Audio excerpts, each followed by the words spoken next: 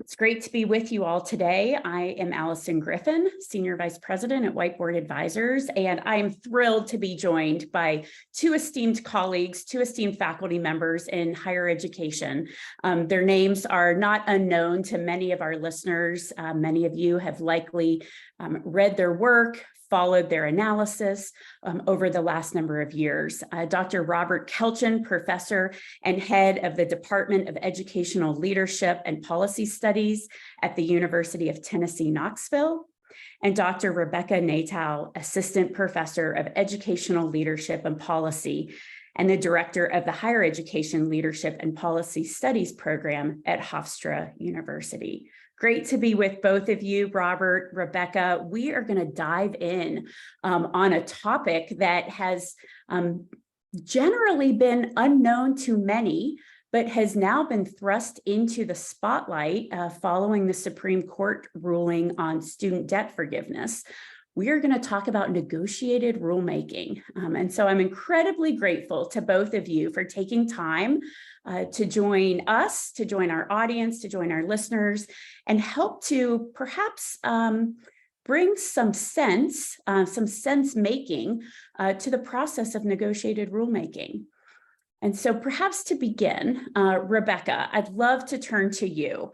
Let's set a foundation for our listeners, for our followers. Regardless of the context in which it is used, whether it's used by the Department of Education or another federal agency, what is negotiated rulemaking? Yeah, well, first, Alison, thank you so much for inviting me to talk about this. Negotiated rulemaking is one step in the process known as the rulemaking process. Rulemaking is what an agency has to do in order to create new regulations. So rulemaking is something that happens across federal agencies, with some exceptions whenever they want to create a regulation. And it's governed by statutes such as the Administrative Procedure Act and the Paperwork Reduction Act and a few other statutes. Negotiated rulemaking is one step in that process, and it happens early on because the goal of negotiated rulemaking is to create a notice of proposed rulemaking, or NPRM. And what that is the language of the proposed regulation. So what happens during negotiated rulemaking is the agency, in this case, it's the U.S. Department of Education, will identify various constituency groups that are likely to be affected by the area of regulation, and they will call for nominations of negotiators. And what that means is the people who will come to the Department of Education and actually sit and negotiate and debate what that notice of proposed rulemaking, that NPRM, is going to look like, what language it's going to have. And the goal is to come to consensus. So that means every negotiator representing this vast range of constituency groups and the agency, the Department of Education itself, they have to all agree on what that language will be.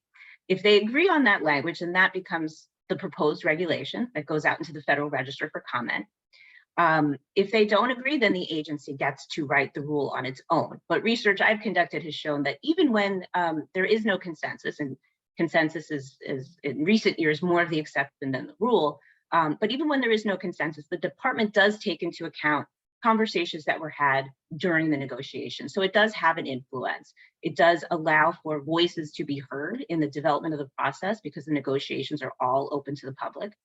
And at the end of the day, various constituency groups, including students, different kinds of institutions of higher education, representatives from student loan industry, accreditors, and others, all have a voice in the creation of that proposed regulation. So that's basically, there's a lot more detail to it, but that's basically in a nutshell what negotiated rulemaking is. So before, I do have a couple of follow-up questions, but if consensus is not reached, or even if consensus is reached, you get to the point where you do have that final rule, and that final rule gets published, correct, to the public. And then there's another opportunity for the public to weigh in on that final rule before it goes into effect. Well, with one clarification, the proposed rule is what is the language that they're coming up with during negotiated rulemaking. And yes, that gets posted in the Federal Register. And then there's another period of time where anybody in the public can comment on that proposed rule. And what the agency then does is they read all of those comments, and some of these proposed rules get tens of thousands, more than 100,000 comments. The agency personnel read those comments, decide whether they're going to make any changes in response to them, which they usually don't, or they make very minor changes.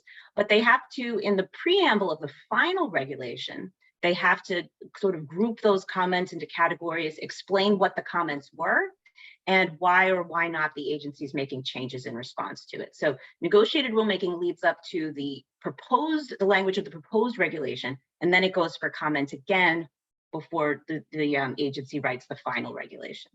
Fantastic. Thank you for clarifying that. Now, Robert, so Rebecca has given a really nice overview of the broad negotiated rulemaking process. But thinking about the way in which a particular agency might use negotiated rulemaking, how does the Department of Education use negotiated rulemaking in the context of higher ed?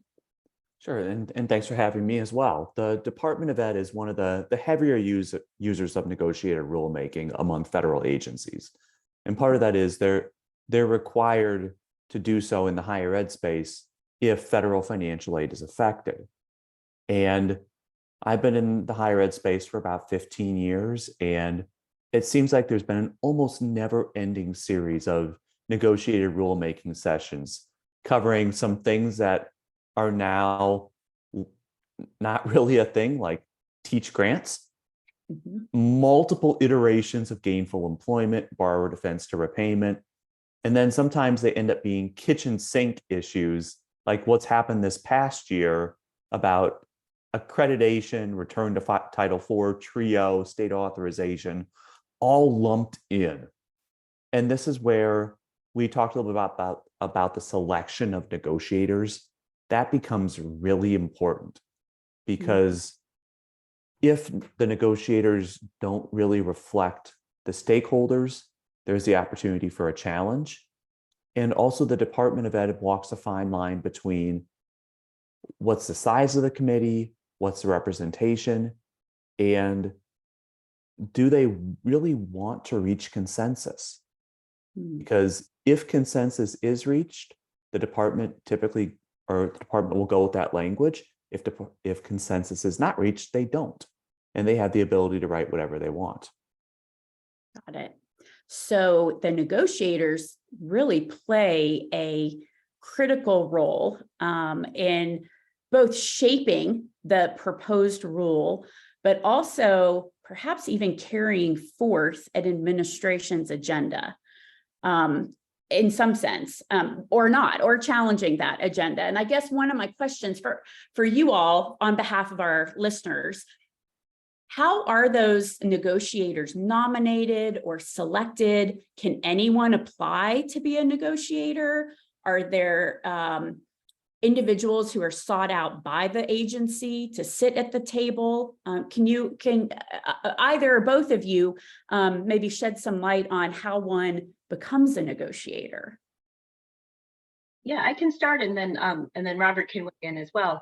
To answer the part of your question about how are the negotiators selected, the Department of Education will put out in the Federal Register a call for nominations of negotiators. And at that time, they'll also provide a summary of the main points that they want to cover in the negotiated rulemaking, so they can give a sense for what topics are going to be covered, so that a qualified negotiators could be identified.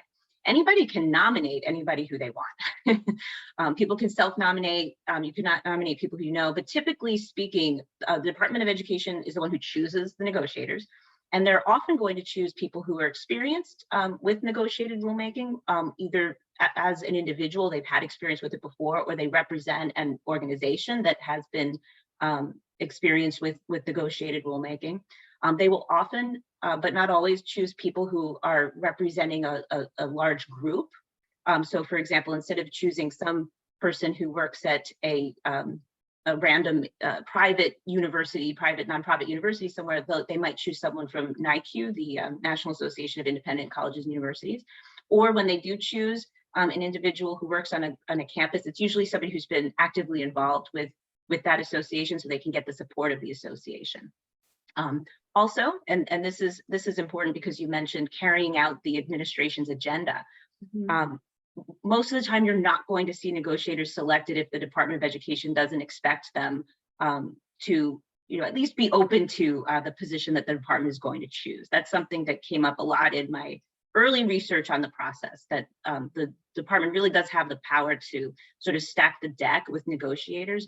Another point, just to follow up on something Robert said earlier, is whether or not the department wants to reach consensus. If they don't want to reach consensus, then they might intentionally pick negotiators who they know are not going to agree with each other, so they can go through the process, which they're legally required to do, but not reach consensus. And at the end of the day, that gives the agency the opportunity to do what it wants with the regulation.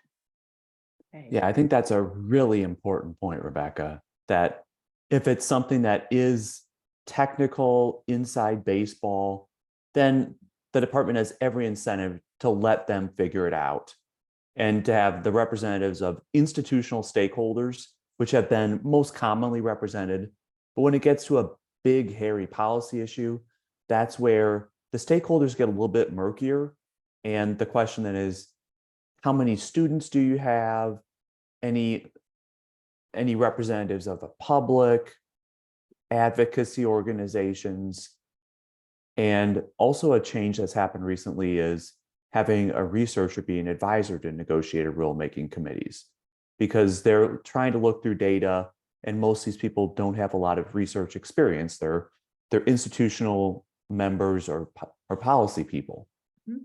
So that was a change that got made a couple of years ago. And I think that's a really important one. And then another That's great important insight. I had not realized that. And I think that's incredibly additive to the process. Please go ahead. Yeah, and another important piece is, how do they define consensus? Is it consensus on everything or consensus piece by piece? And Rebecca's literally written the book on this, so I'll let her clean up what I'm saying here. But historically, they wanted consensus on piece by piece, then they went to consensus on everything. Is that right? That's right. In the early days of negotiated rulemaking in the 90s and early 2000s, consensus was reached a lot more because the regulations were not nearly as complex. They would do, one regulation on one issue, another regulation on a different issue. Then as the department started sort of bundling the regulations together, and they'd be these very long, complicated, and sometimes controversial regulations, and I'm thinking of program integrity in the early Obama administration, it was nearly impossible to get consensus because you would need consensus on the entire regulation.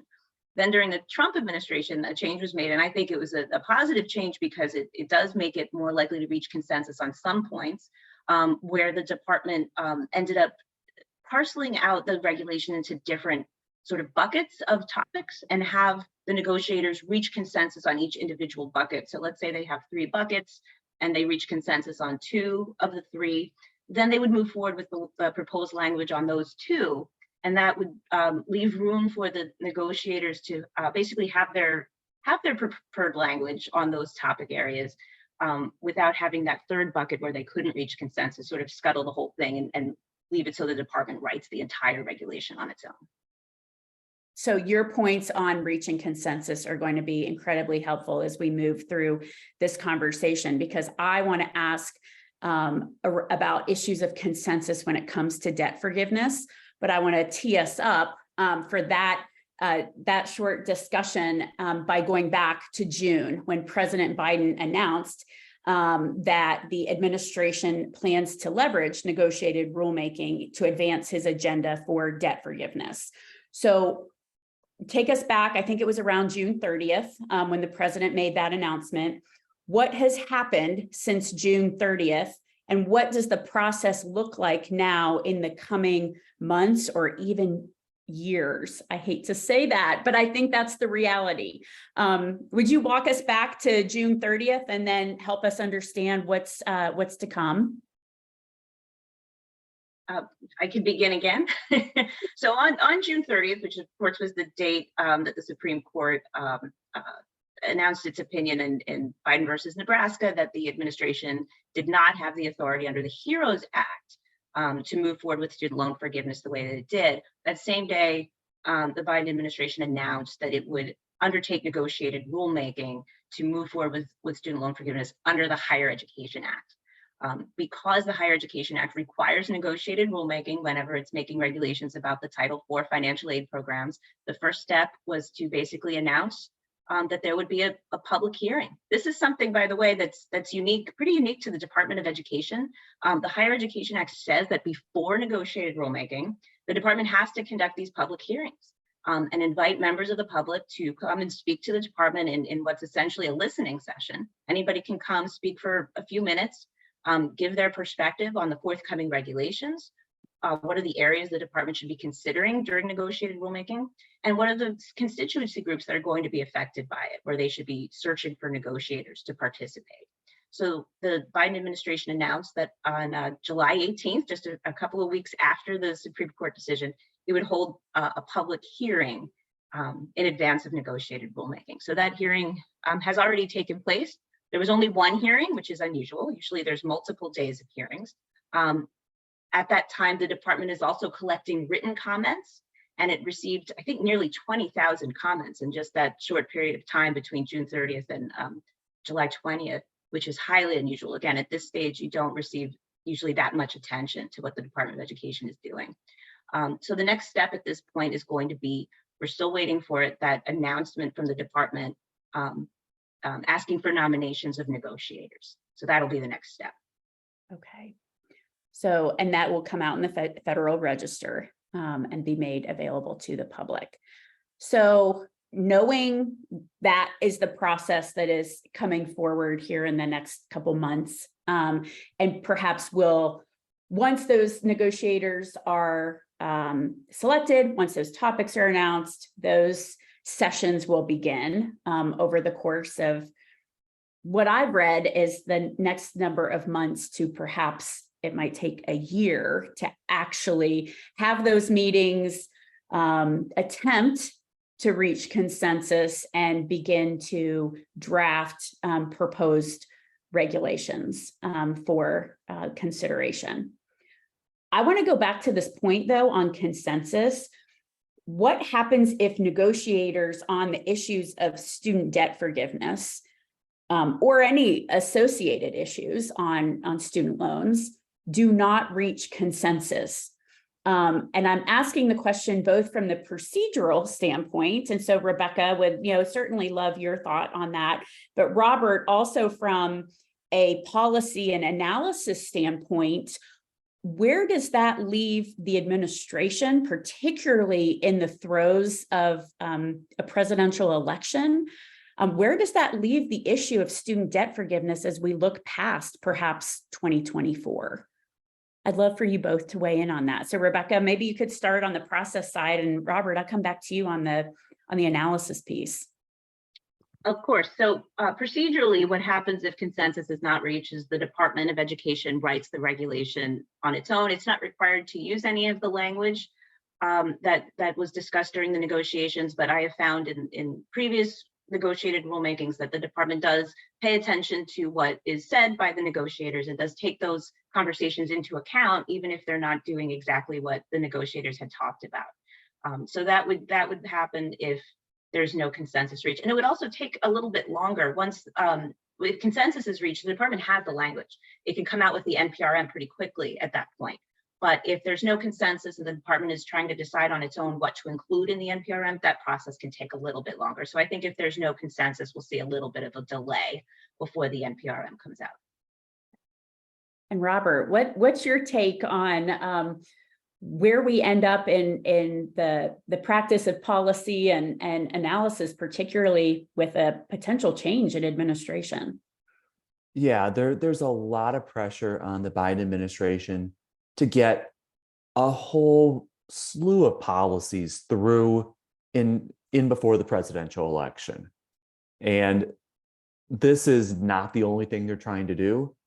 I think it probably jumped the line to priority number one, because there is another open negotiated rulemaking process on institutional quality and accountability.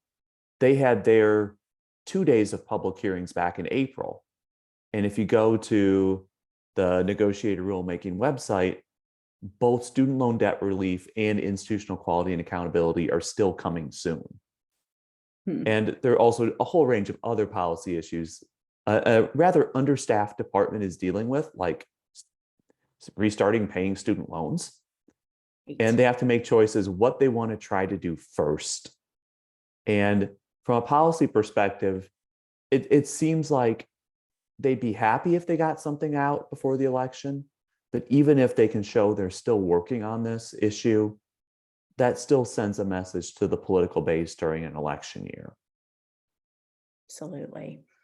Because everything that I have read and in my own research reminds me that even if the administration were to have a proposed rule before the November 2024 election, the implementation of that would not happen until after the 2024 election. Is that correct? Because if I remember, there's a requirement around what the date by which the rule has to be announced in order for it to be implemented so many months in the future. Could you clarify that, Rebecca, for both me and for our listeners to understand the broader timeline that we might be looking at? So this is such a great question, Allison, because what you're referring to is the master calendar, which is, again, something that that is unique to higher ed, which basically says that when a regulation is made final, it has to be made final by November 1st in order for it to take effect the following July. So in this case, it's August. We don't even have a call for negotiators yet. There's no way it's going to be finalized by November 1st. We'll be lucky if they even have a first negotiating session by then. However, there are instances when the department can designate that a regulation can be implemented early. And I've already heard some people talking about, and we don't know because we don't have the language yet, so we don't know what this regulation is going to say, but this could be a candidate for early implementation because the regulated party here is not going to be institutions, it's going to be the department itself. And that's happened in the past, I think, including with the income-driven repayment policy that came out very recently, where some of those provisions were implemented early. With repay a few years ago, some provisions were implemented early. So Yes. This is something that I think is going to be talked about during negotiated rulemaking. So there is a decent chance that this particular regulation won't have to follow that master calendar. Having said that, the process of negotiated rulemaking itself is going to take months. They only held one day of public hearings, which is unusual. As Robert mentioned, there were 2 days of a public hearing back in April for a different regulation. The department had actually scheduled 3 days for that public hearing and didn't get enough people wanting to comment, so they canceled the third day. In this case, a lot more interest in the forthcoming regulation. A lot more comments received in writing, absolutely. 1 day of public hearing. So I think that indicates the department, the Biden administration, wants to move swiftly here. But they also did indicate in the notice that came out on June 30th, on the day of the Supreme Court case, that they do intend to go through the traditional negotiated rulemaking timeline. And I think they're doing that because, as Robert said earlier, they don't want to face a legal challenge. They want to make sure that they're following these procedures so that any sort of lawsuit that inevitably will be filed isn't going to have that additional grounds for invalidating the regulation. What that means is the negotiators will meet over a period of several months for a few days at a time with a few weeks break in between. So even if they were to get started with the negotiated rulemaking process this fall, it's easily going to be into the winter before they finish and have some language that they can use for the notice of proposed rulemaking. And then after that, as I mentioned before, it needs to go out for a period of minimum of 30 days for public comment.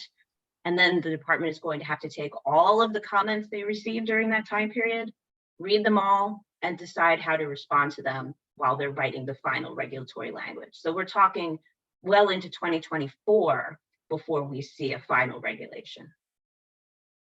I think that well into 2024 date is good for both those in the broader policy and practice world who are trying to understand this process, but actually it's almost more important for the general public to understand. I think there's so many borrowers who are seeking relief in some sense, whether or not one agrees politically if student debt forgiveness is the right policy. I do think that there are borrowers who are trying to understand what that timeline looks like. And so thank you both for just the work that you have been doing, both to educate those of us in the policy and practice space, but also to make very clear or help to make clear to the general public what they might expect, especially when you have an incredibly complex process that is underpinning the development of policy in this area. So that actually brings me to my final question. If our listeners want to better understand what is negotiated rulemaking? Perhaps they have been captivated by our conversation today and want to dive a bit deeper into this topic. I would love to hear from both of you where you recommend people go to learn more. Then my second question is, if they want to follow this particular process, particularly as it relates to debt forgiveness and the administration's agenda, where should they seek that information? Robert, I'll start with you. What recommendations do you have? Yeah, Rebecca has a great book titled Higher Education Rulemaking that gets into great detail on all of this stuff. And even with this, we're still guessing somewhat about how this thing is going to end, because we have questions about timing, what happens with future lawsuits. We'll know more in the next few months, but Rebecca's book is just the single best place to start. And then as the department puts things out, they'll maintain a website on negotiated rulemaking. And right now it has the Federal Register information and it has the transcript of the public hearing.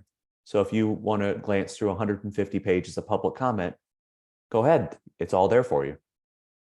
We'll make sure that both the department's website and certainly a link to Rebecca's book are included in the notes from this conversation. Rebecca, what about you? Where do you suggest listeners go to get additional information after they've read your book? Well, thank you, Robert, for mentioning my book. I appreciate that. And I agree. The Department of Education's website is very useful. It contains information about previous rulemakings if you want to see how the process generally pans out, the types of negotiators who've been selected in the past. As more information about the forthcoming regulation is coming out, whether it's a Federal Register notice or, as Robert mentioned, records from the meetings that the department is holding, those will be posted on the website as well. So those are some recommendations that I definitely would second as a recommendation for where people can go. I also have, in addition to my book, I also have a couple of articles and papers that I've written that are open access, so I can send those links to you so you can post it on the website, and basically some primers on how negotiated rulemaking works and some factors to consider in what influences the process and what to expect.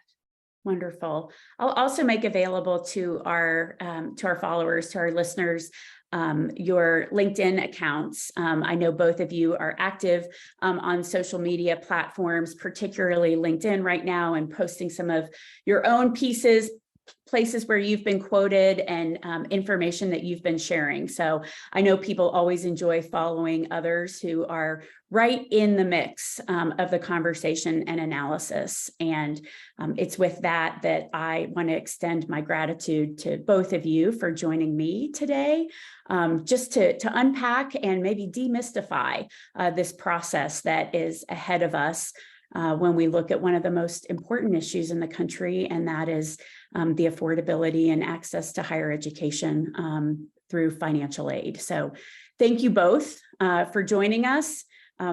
Be well, everyone. Take care. Thank you so